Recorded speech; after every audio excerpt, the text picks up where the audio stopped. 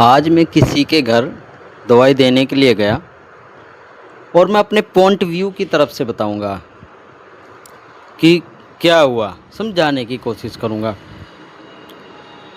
घर में एक लेडीज है जो वही लड़की है, वही माँ है, वही सास है, यानी पूरे परिवार में एक जो स्त्रीलिंग है वही है।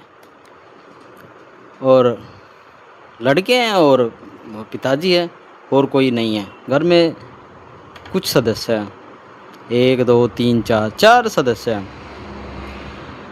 तो जो वो औरत है, औरत को तकलीफ़ दर्द की थी इस समय। और उसको जब मैं गया तकलीफ़ थी, इंजेक्शन लगाया और दवाई दी, मगर वो रोने लगी, नादान दिल से बच्ची।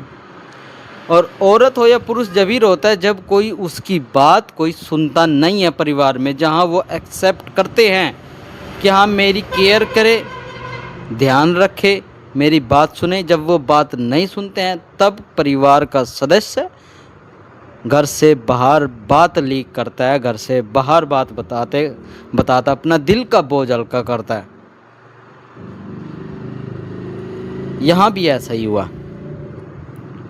रोने लगी, मत दे दवाई, कोई ऐसी दवाई दे दे कि मर जाऊं, या दवाई रहने दे मैं नहीं खाऊंगी, बड़ी तंग हो गई, परेशान हो गई है।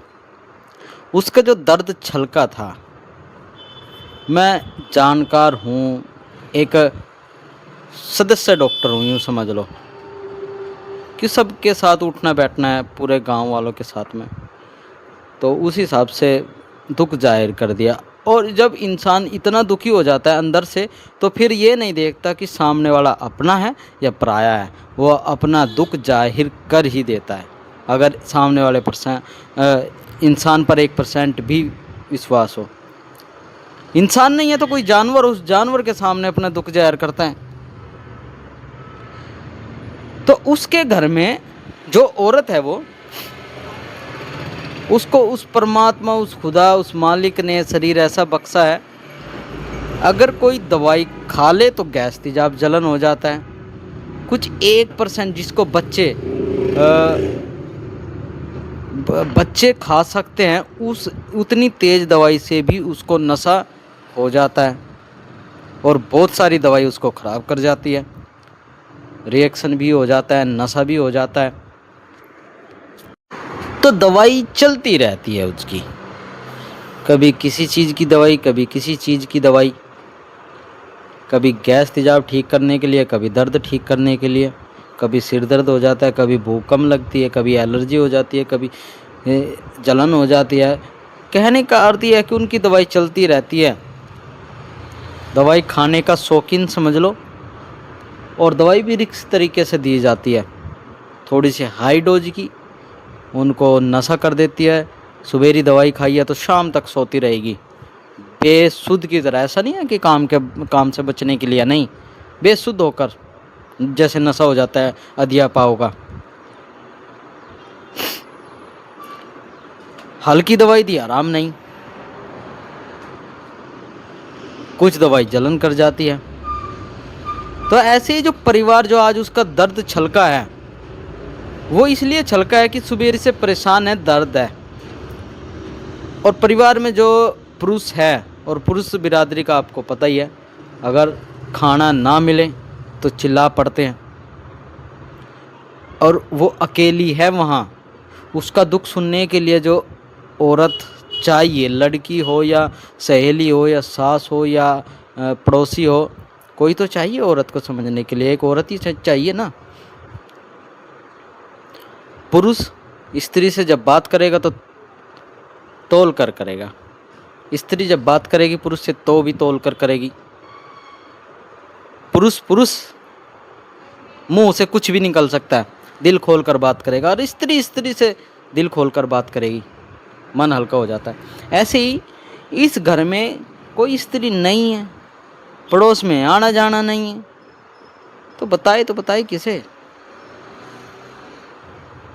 रिश्तेदार के पास फ़ोन करती हो या घर फ़ोन करती हो, वो तो चलो इतने अंदर की नहीं पता, मगर जितना मैं जानता हूँ, घर में काम ना करने की वजह से जो चिल्लाता है पुरुष, उसकी वजह से भी डिप्रेशन में चले जाते हैं, टेंशन हो जाती है।